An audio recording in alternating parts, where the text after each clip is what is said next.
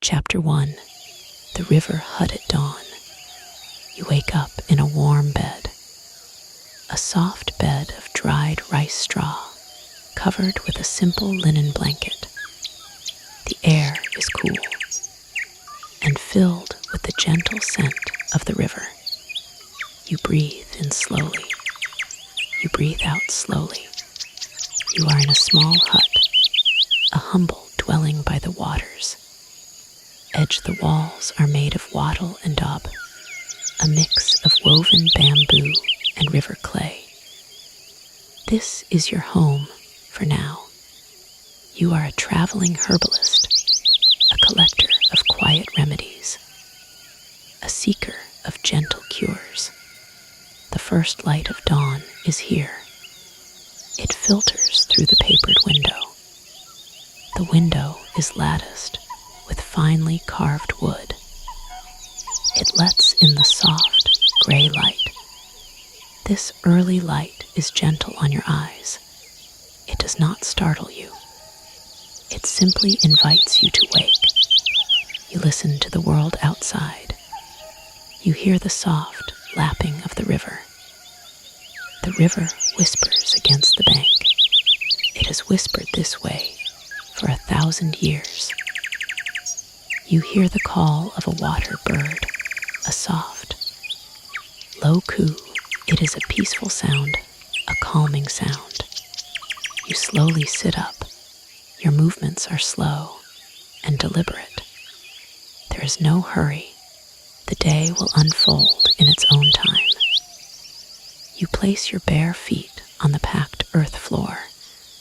The earth is cool and solid. It feels steady beneath you. You stand and walk to the window. You slide the wooden lattice open. Just a little, the morning air flows in. It carries the scent of wet stones and of water lilies. Still closed in sleep, you look out at the river. A low mist hangs over the water. It looks like a soft, white blanket. The mist drifts and swirls slowly, so slowly. On a low wooden table, you see your tools, a small bronze knife for cutting roots, a stone mortar and pestle for grinding herbs, a set of cloth bags for gathering. These are the simple tools of your trade.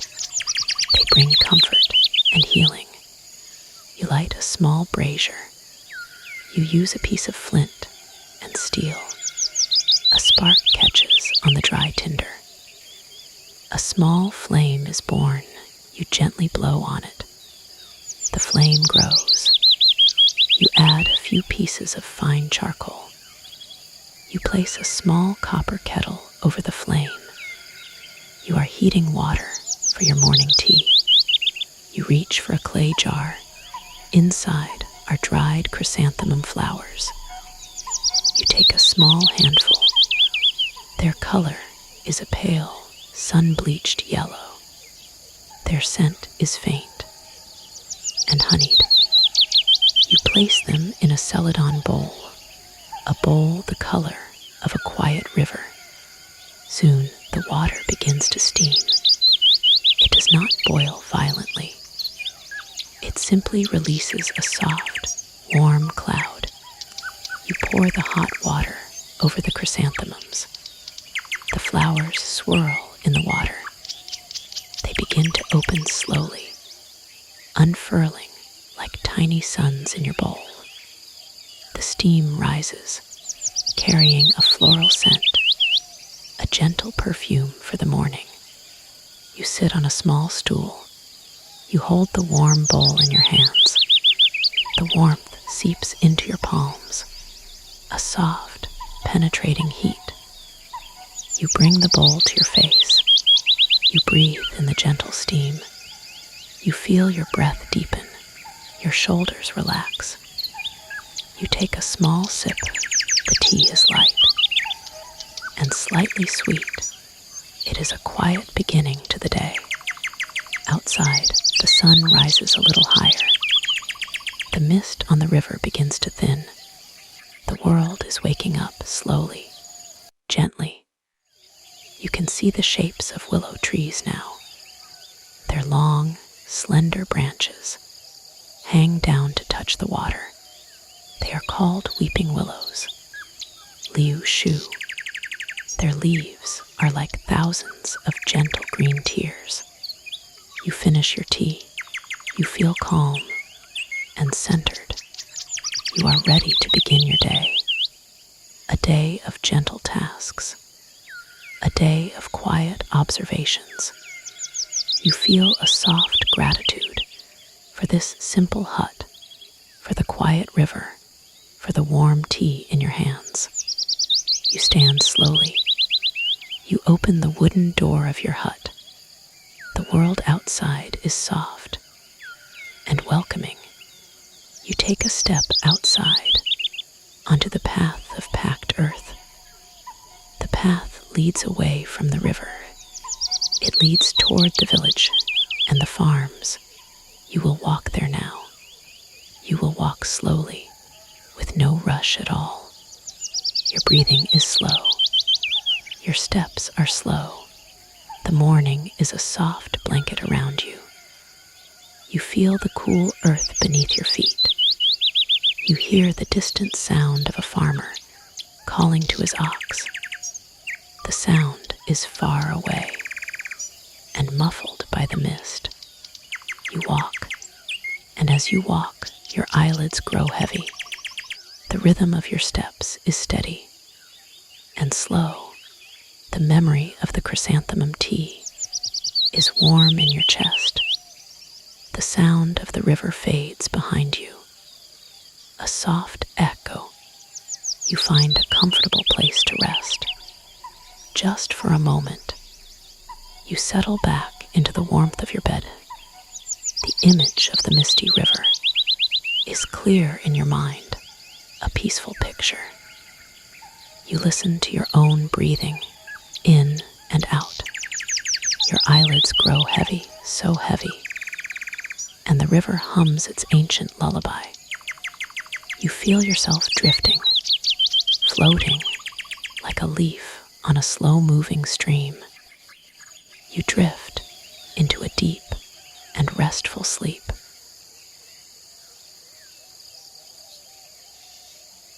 Chapter 2.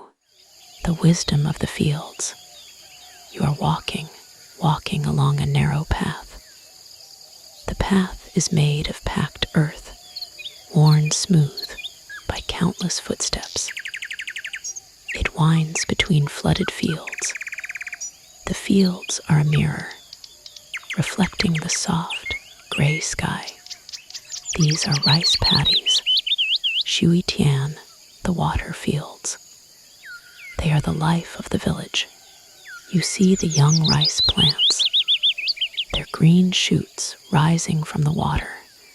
They are planted in perfect rows, a testament to patience and care. You walk slowly. Your steps are slow and mindful. You notice the water in the paddies. It is perfectly still. It holds the reflection of the clouds. It is a quiet world upside down. A farmer is here. He is wearing a conical hat, a du li, woven from bamboo and leaves. His clothes are simple, a tunic and trousers of undyed hemp. He is checking the water levels. His movements are slow and practiced. You approach him softly. Your footsteps make no sound on the soft earth.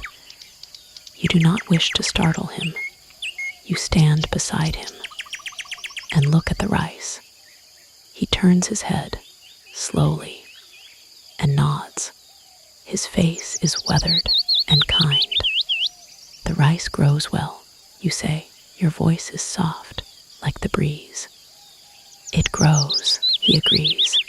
His voice is a low rumble, like distant thunder. The rain was gentle last week. The sun has been kind. You look at the water. You see small, green plants floating there. They are called duckweed, fu ping, a sign of fertile water. You see a water snail moving slowly up a rice stalk. Its shell is a perfect spiral, a tiny palace. The farmer points with his chin, a gentle gesture. The soil here is good, he says. It is less soil, yellow earth, carried by the wind from the west over thousands of years. It is rich and soft. You breathe in the scent of the fields.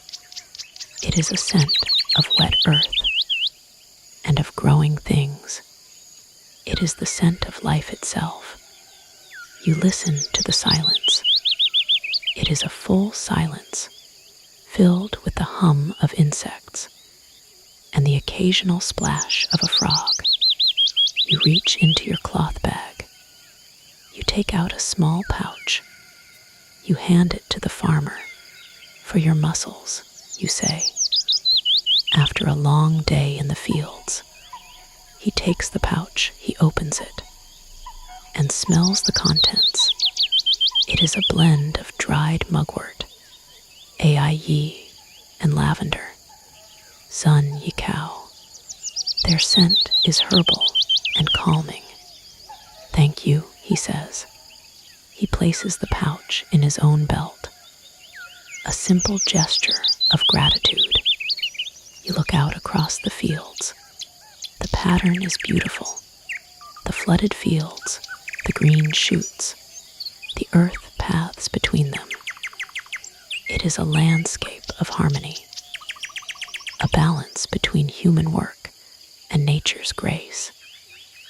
This is the heart of the Middle Kingdom, Zhongyue, the land at the center. Sustained by these quiet waters, you stand with the farmer for a long time, not speaking, just being. You watch the clouds move slowly across the sky. You watch their reflections move slowly across the water. There is no difference between the sky and the earth in this moment. They are one, and you are part of them. The farmer nods once more and returns to his work. You continue your walk along the earth path.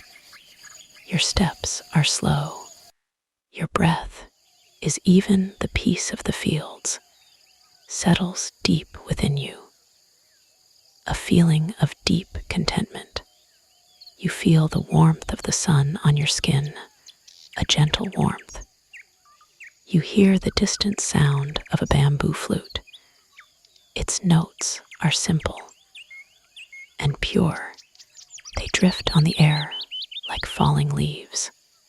You walk, and the rhythm of your walking is like a gentle lullaby.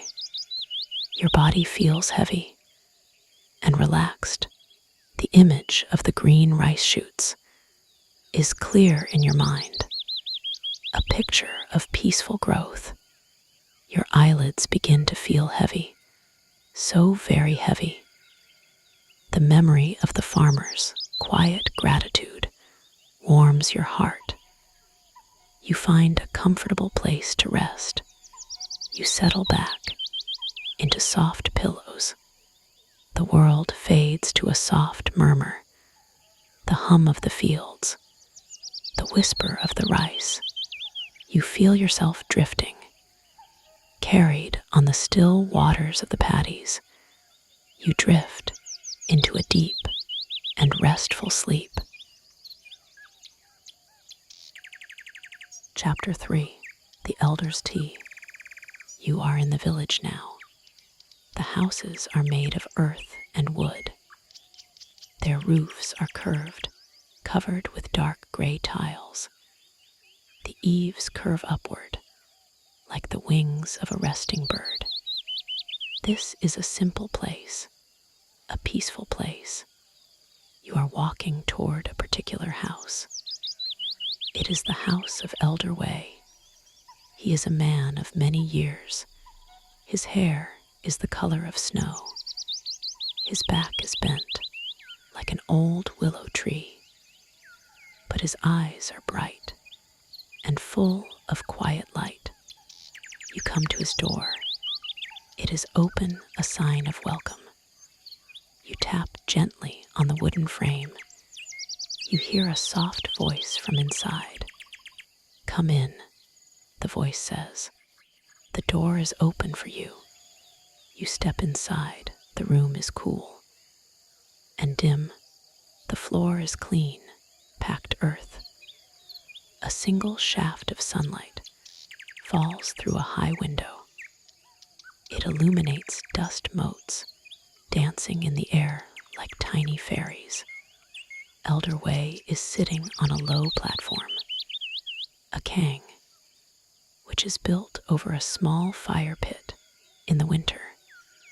The smoke from the fire would heat the bed, making it warm for sleep. But now, in this warm season, the fire is out. The kang is just a place to sit and rest. He smiles when he sees you.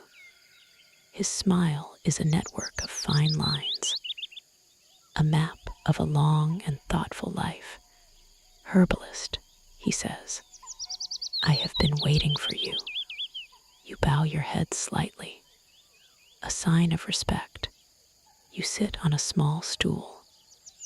Opposite him, the air in the room is still and carries the scent of old wood and dried herbs. "The day has been long," Elder Wei says. His voice is a soft rustle, like dry leaves. "My mind is restless, like a monkey jumping from branch to branch." You nod. You understand. You open your cloth bag. You take out your ingredients. A piece of dried root. It is Suan Zhao Ren, the seed of the sour jujube tree. It is for calming the spirit. You take out some dried longan fruit. Long Yan Ru, the flesh of the dragon's eye. It is for nourishing the heart. You prepare the tea with slow movements.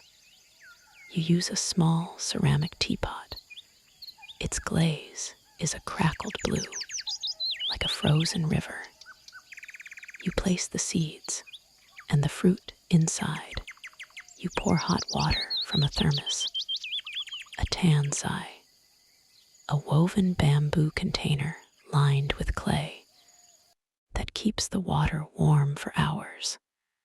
The hot water meets the herbs. You hear a soft sigh as they release their essence. You place the lid on the teapot. You let it steep. The room fills with a new scent. It is a warm, nutty scent with a hint of sweetness. "The jujube tree," Elder Wei says softly. "It grows on the hillsides. Its thorns are sharp, but its fruit is sweet, a good lesson." You pour the tea into 2 small cups. The liquid is a pale amber color. It looks like warm honey. You hand 1 cup to Elder Wei, his hands, gnarled like tree roots, wrap around the cup. He feels the warmth. He closes his eyes and breathes in the steam. You sip your own tea. The taste is subtle, slightly sour, then sweet. It is a taste of the earth, a taste of tranquility. You sit in silence. The only sound is the gentle sipping of tea and the slow breath of the old man. The shaft of sunlight in the room moves almost imperceptibly, marking the slow passage of time. There is no need for words. The tea is doing its work. The calming herbs are soothing his spirit. The warm cup is comforting his hands. The quiet companionship is nourishing his heart. You watch as the lines on his face soften. You watch as his shoulders relax. His breathing becomes deeper and more regular. The restless monkey of his mind is growing still, is growing quiet. He opens his eyes.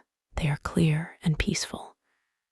"Thank you," he says, a simple phrase filled with deep meaning. You finish your tea. The warmth of it spreads through your body, a gentle, radiating heat. You feel calm and deeply peaceful. You have shared a moment of healing, a moment of quiet connection. You stand to leave. He nods to you, a slow, graceful nod.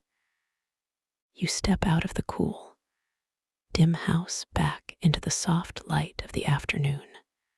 The memory of the tea is warm inside you. The image of the elder's peaceful face is clear in your mind. You feel a deep sense of purpose, a quiet joy. Your body feels heavy and relaxed. Your mind is still and calm. You find a comfortable place to rest. You close your eyes. The scent of Suan Zhao Ren tea lingers in your senses. A soft, nutty perfume. Your breathing slows and deepens. Your eyelids are so heavy, so very heavy. You feel yourself drifting like a leaf on a still pond. The world is soft and quiet. You drift into a deep and restful sleep. Chapter 4. The Shade of the Scholar Tree. The sun is high now. It is the hour of rest, the time when the world grows quiet and still. You have walked to the edge of the village here. On a small hillock stands a great tree. It is a Chinese scholar tree, Huaishu. Its leaves are a deep, dark green. Its branches spread wide, creating a pool of deep shadow beneath. The shade is cool and inviting. You sit down under the tree. Your back rests against its massive trunk. The bark is rough and textured under your touch. It feels ancient and strong. This tree has seen many summers, many travelers resting in its shade. You open your cloth bundle. Your simple meal is inside a ball of steamed rice, mi fan, the white grains sticking together. It is the staple food, the foundation of life. You have some pickled vegetables. Pao kai, their taste is sour and crisp. You have a hard-boiled egg. Its shell is a smooth, brown stone in your hand. You eat slowly. You taste each grain of rice. You feel its soft texture. You taste the sharpness of the pickle.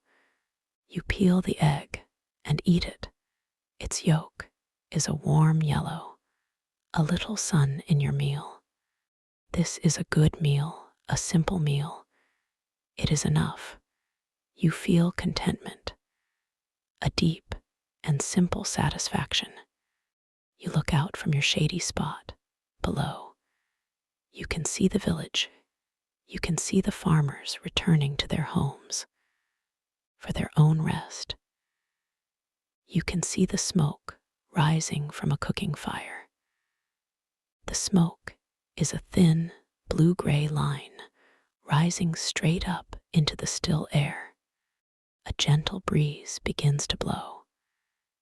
It rustles the leaves of the scholar tree above you. The sound is a soft whisper, a secret language.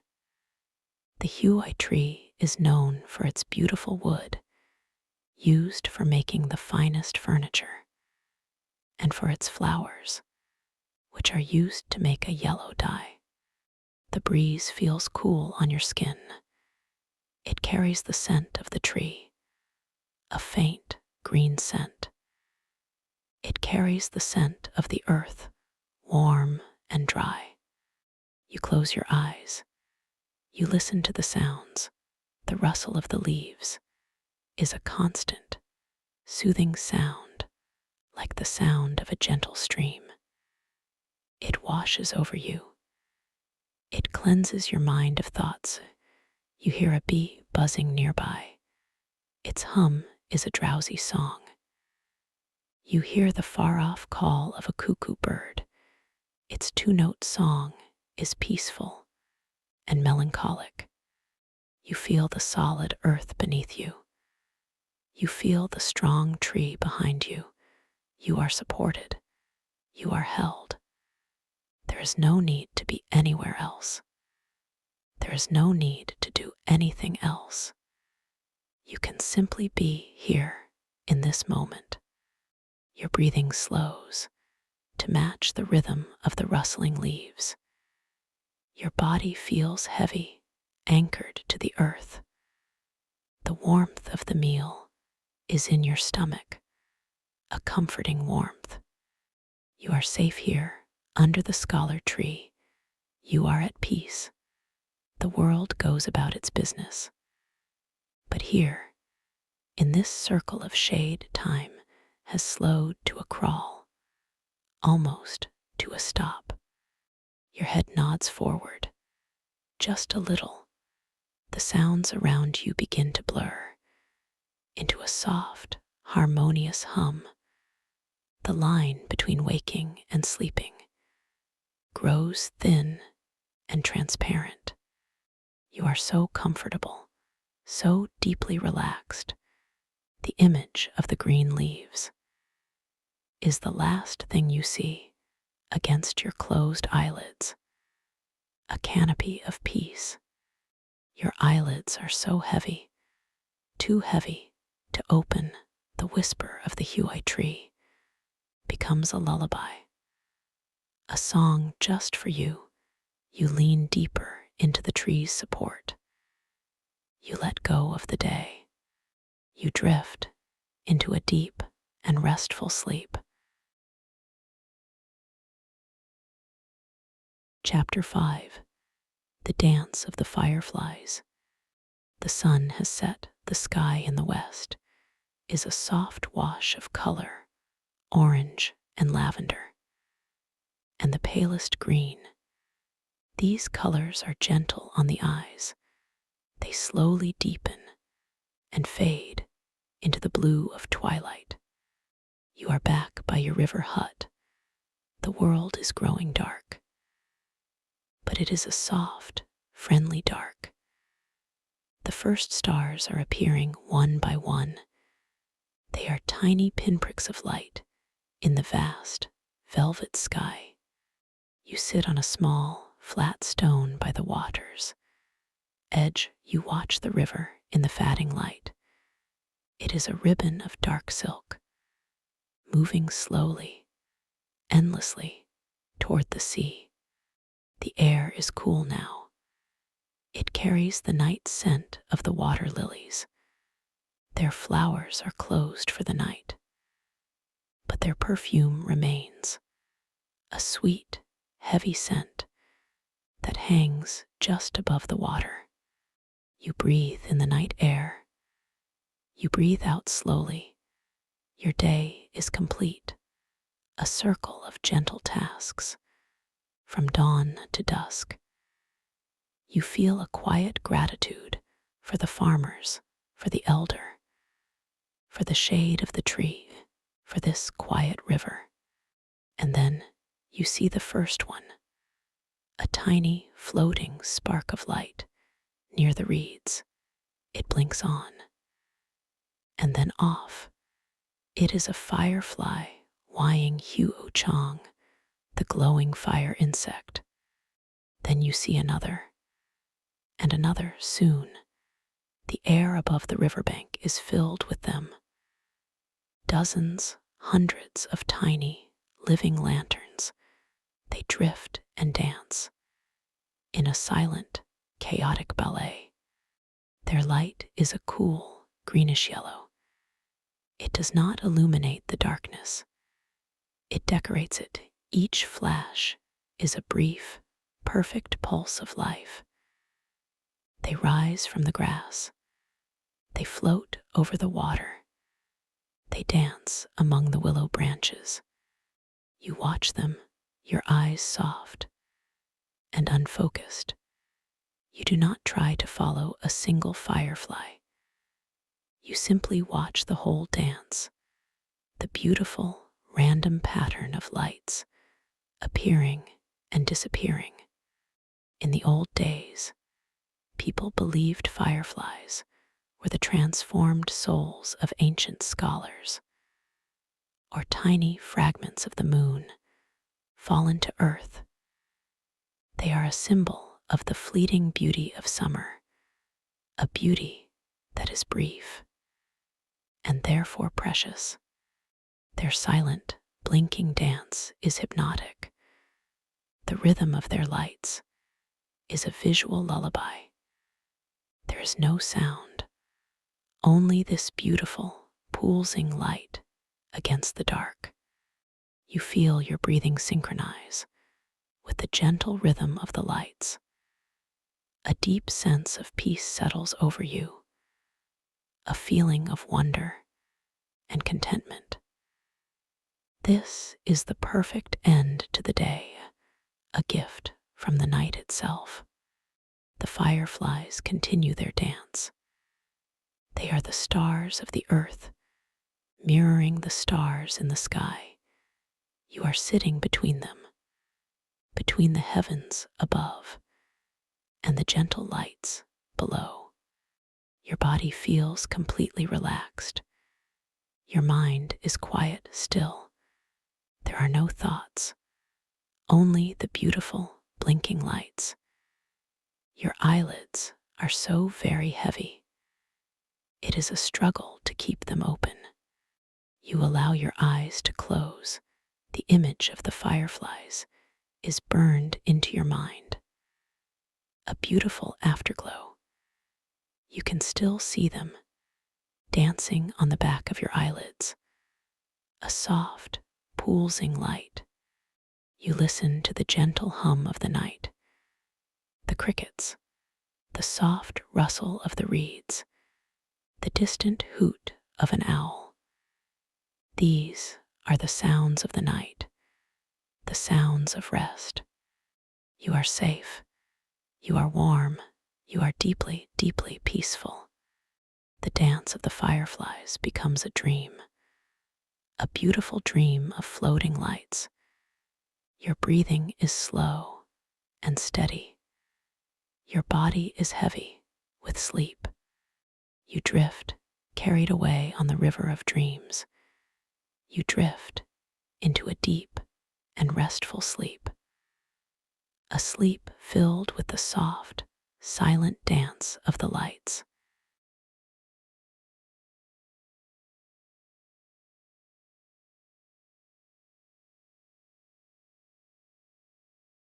Chapter 6. The Morning Market.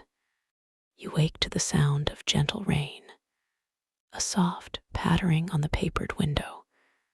The sound is steady and soothing, like 1,000 tiny drums. You breathe in the damp air. It smells of wet earth and clean stone. You rise slowly and light a single candle. The flame casts a warm, golden circle in the gray morning. You prepare a simple tea, chrysanthemum again. Its pale yellow color seems brighter in the candlelight. You sip it slowly, watching the raindrops trace paths down the window paper. Today is market day. Even in the rain, the village square will be alive with quiet activity. You pull on your rain cloak, woven from sturdy rushes and bamboo leaves. It is cool and slightly stiff, but it will keep you dry. You step outside. The rain is gentle, a misty drizzle that kisses your face. The path to the village is wet, and the puddles reflect the pearly gray sky. Your footsteps are soft on the damp earth. As you approach the square, you begin to hear the sounds, not loud noises, but a soft murmur of voices, the clink of pottery, the shuffle of feet on wet stone. The market is nestled under the wide eaves of the surrounding buildings, protected from the rain. You walk under the eaves and into the covered marketplace. The air here is warm and filled with 100 different scents. The sharp, clean smell of fresh ginger, the earthy aroma of lotus roots, the sweet perfume of ripe plums, zayu, their skin dark like the night sky. You move slowly through the crowd. No one rushes. The rain outside sets a slow, peaceful pace. You see a woman selling tofu, its white squares floating in a wooden tub of water. It looks as soft as clouds. Next to her, a man arranges ceramic bowls. They are covered in a beautiful green celadon glaze, the color of jade. Each bowl is unique, with tiny cracks in the glaze called crazing, like a frozen river on its surface. You stop at a stall filled with brushes and inkstones, the scholar's tools. The brushes have bamboo handles and soft goat hair tips. The inkstones are made of dark slate, where a solid ink stick would be ground with water to create liquid ink. It is a slow, meditative process. You buy a small bag of walnuts. He tow their shells like little wooden brains. You buy a warm steamed bun, mantu, filled with sweet red bean paste, dusha. The bun is soft and warm in your hand, a small comfort against the damp day. You speak softly with the sellers. Your words are simple and kind. There is no haggling, only mutual respect, a shared understanding of this quiet, rainy morning. You find a dry spot under the eaves to eat your bun. You watch the rain fall in the square. The sound is a constant, gentle shushing, wiping the world clean. The market continues around you, a slow dance of commerce and community. Your body feels warm and nourished. The taste of sweet bean paste lingers on your tongue. The sound of the rain is a blanket, wrapping you in peace. Your eyelids grow heavy, listening to the rain. The market sounds fade to a soft hum. The image of the celadon bowls remains in your mind, a memory of gentle green. You drift into a deep and restful sleep. Chapter 7. The Papermaker's Courtyard. The rain has stopped. The world is fresh and washed clean. You walk to the other side of the village, to a quiet courtyard. Here, the papermaker, Master Lee, practices his ancient craft. You enter through a wooden gate. The courtyard is filled with the gentle sound of flowing water. A small channel, a Shui Li, carries clear water from the river. Through his workspace, Master Li is a man of few words. He nods as you enter and continues his work. You sit on a low stool and watch. This is a meditation in itself. He has a large vat filled with a murky white liquid. It is a pulp of mulberry tree bark, sang shu pie, and hemp fibers beaten with water for many hours. This is the soul of paper. Master Li takes a wooden frame with a fine bamboo screen stretched across it. This is the shy lion, the paper mold. He dips it into the vat and lifts it out with a fluid motion. A thin, even layer of pulp covers the screen. Water drains through the tiny gaps, leaving behind the beginnings of a sheet of paper. He does this again and again. Each movement is the same, precise and graceful. It is a dance he has performed 10,000 times. There is no hurry, only the rhythm of the craft. The wet sheets are stacked and then pressed to remove more water.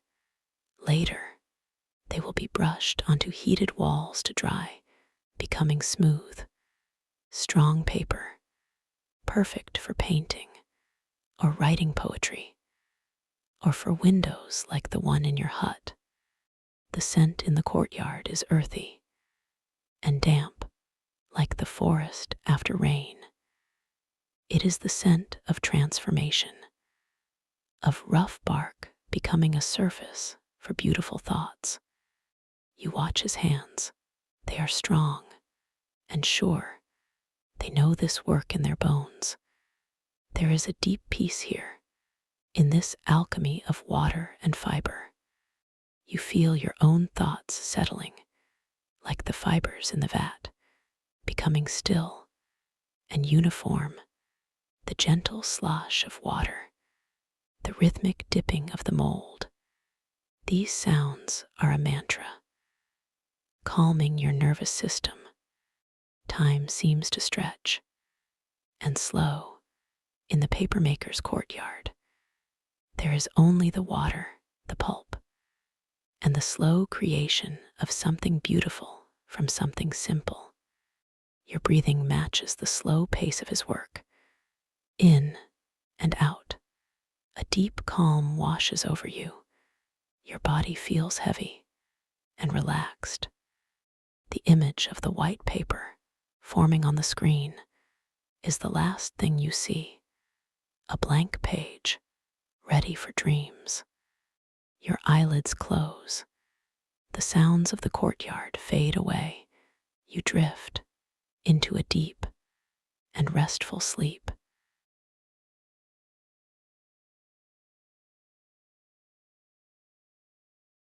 Chapter 8. The Lotus Pond at Dusk. The day is ending once more.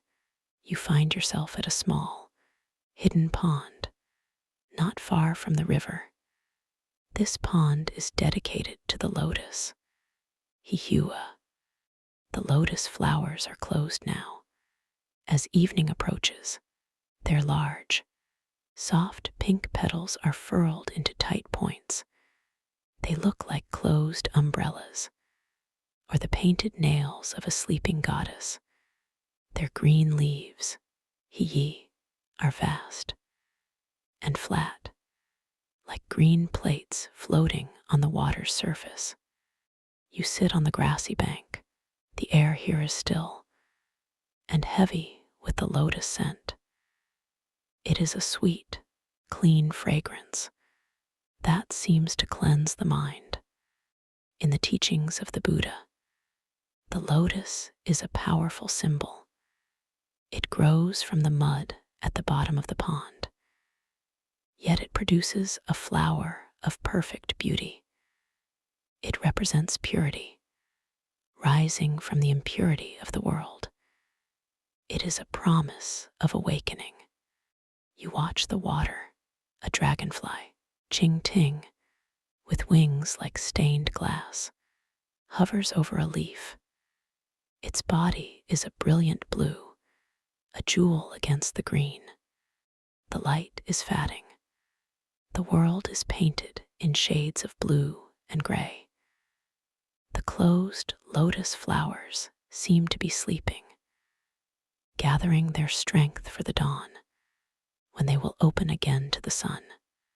You feel a part of this cycle of closing and opening, of rest and activity.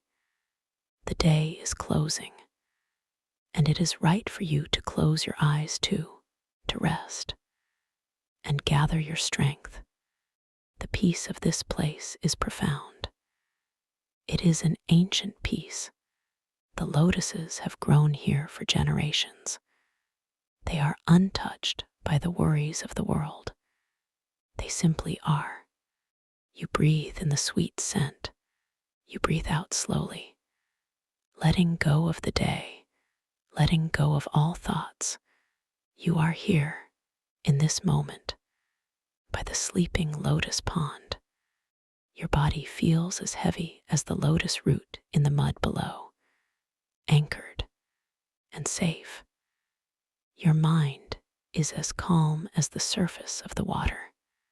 The first stars begin to reflect in the dark water between the sleeping flowers. It is a beautiful, silent sight. Your eyelids are too heavy to keep open. The scent of lotus is the last thing you remember, a perfume for your dreams.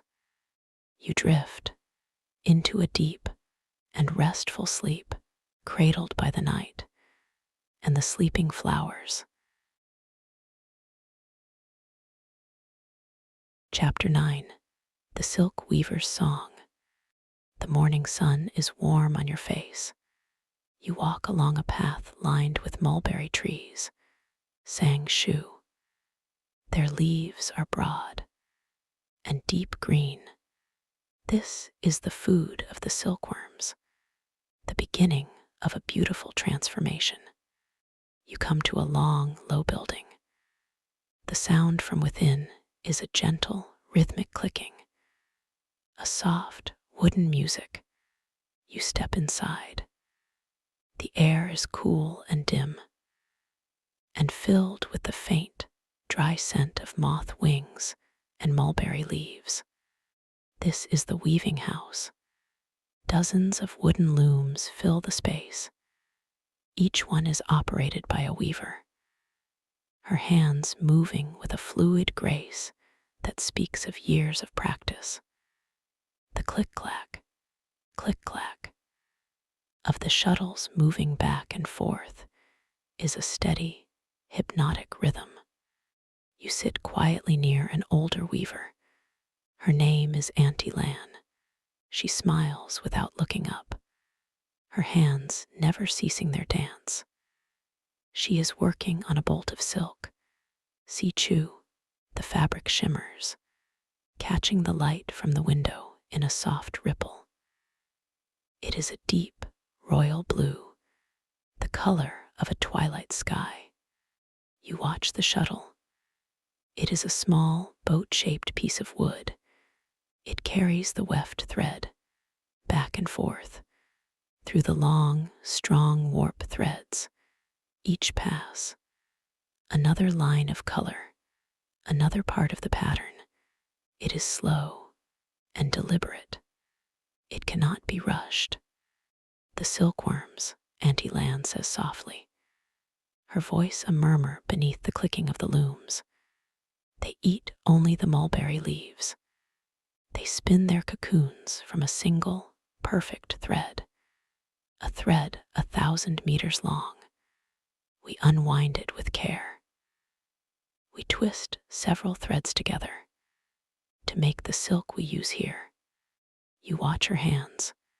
They are thin and strong. They guide the shuttle. They work the petals that lift the warp threads.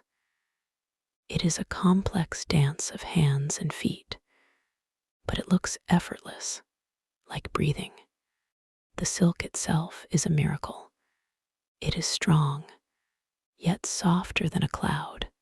It is light, yet warm. It is a gift from a tiny insect, transformed by patient human hands. The rhythmic sound of the looms fills your mind. It pushes out all other thoughts. There is only the click and the clack and the soft whisper of the silk sliding through itself. The pattern grows, slowly, line by line. A beautiful, slow motion magic. You feel your own heartbeat slowing. To match the pace of the loom, your breathing becomes deep and regular. The shimmering blue of the silk is like a deep, peaceful lake. You could gaze into it forever.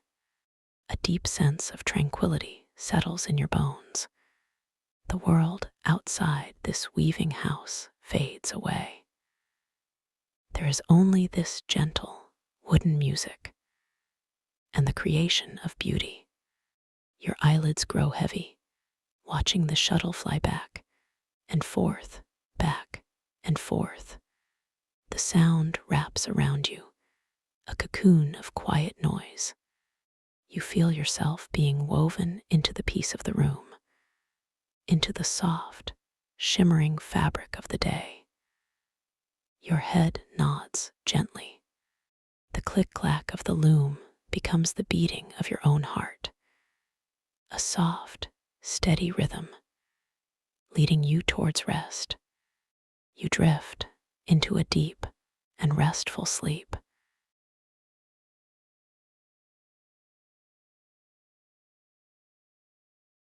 Chapter 10. The Calligrapher's Silence. The afternoon is quiet. You visit a small studio, tucked away behind a bamboo grove. This is the home of Master Calligrapher Wen. You slide the door open and step inside.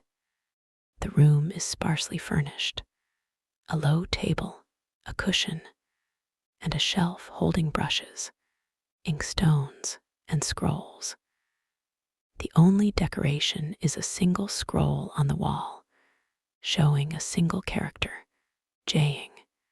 It means stillness, tranquility. Master Wen is seated at his table. He is preparing his ink. This is the first and most important ritual. He takes a stick of hardened pine soot and glue, an ink stick, mo. He adds a few drops of water to his inkstone. Yan.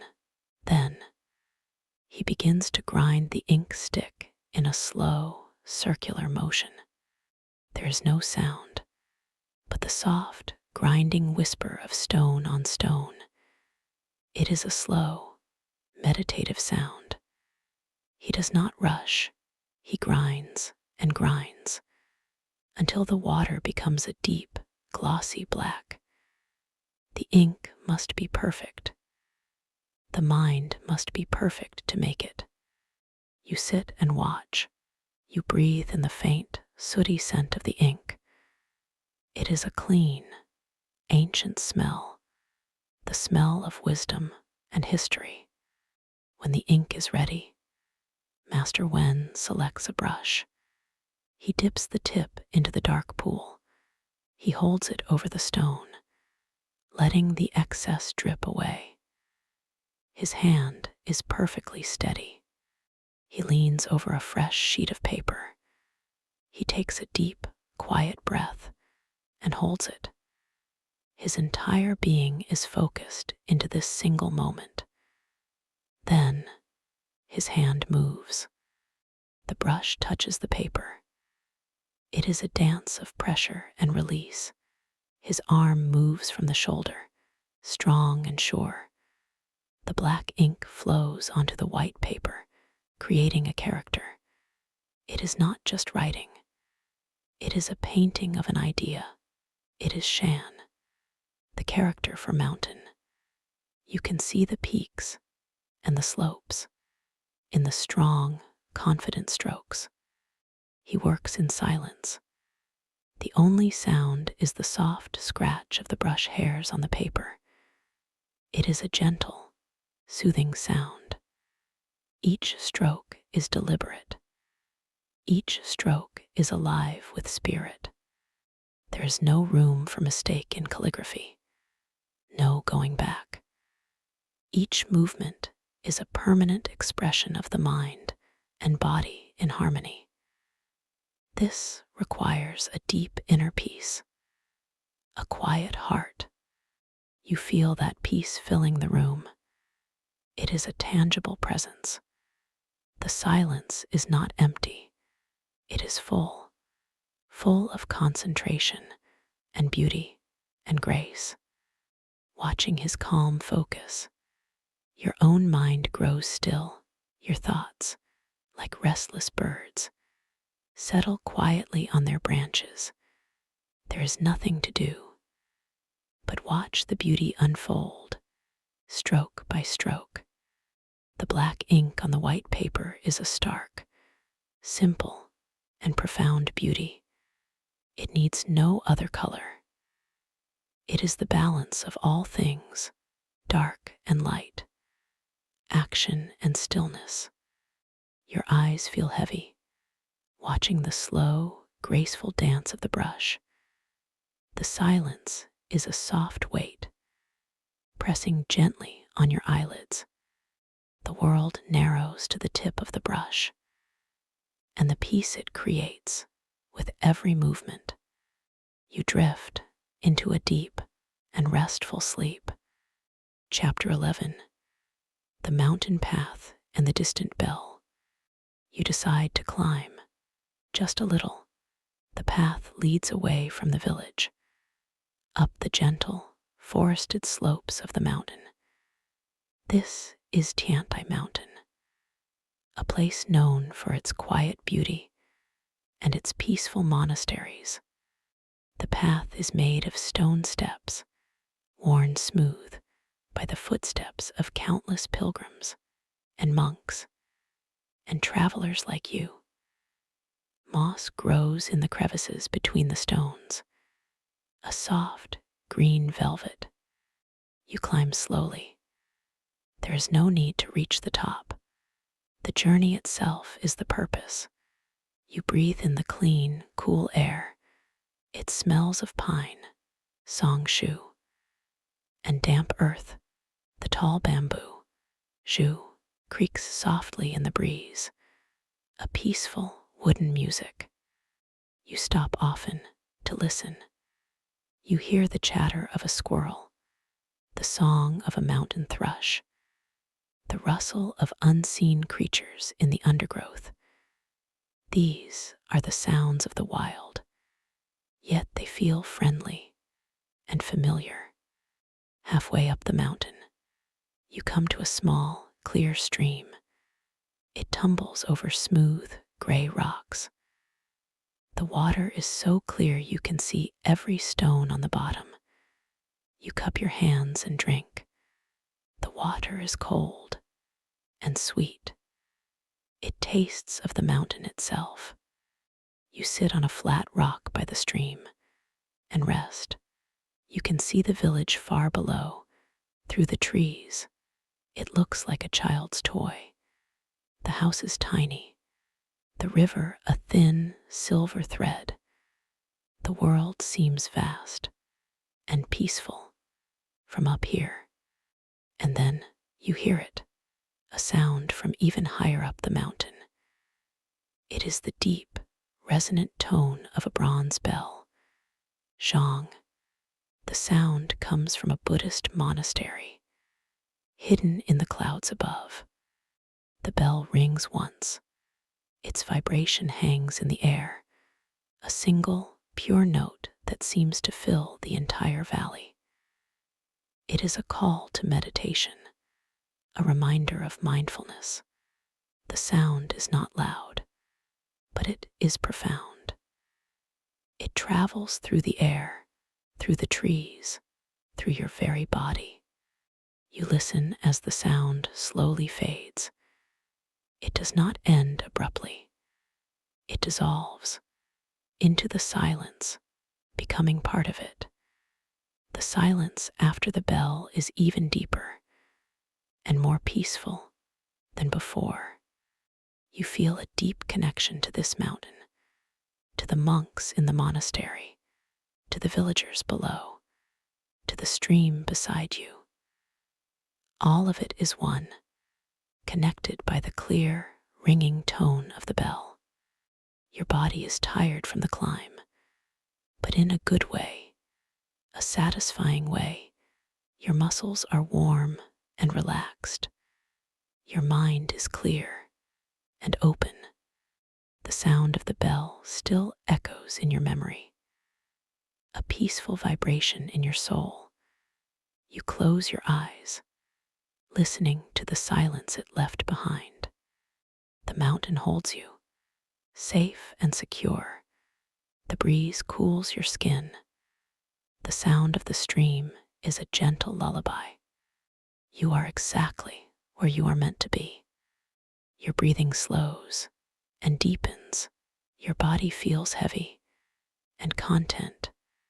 On the flat, warm rock, you drift into a deep and restful sleep, cradled by the mountain and the memory of the bell.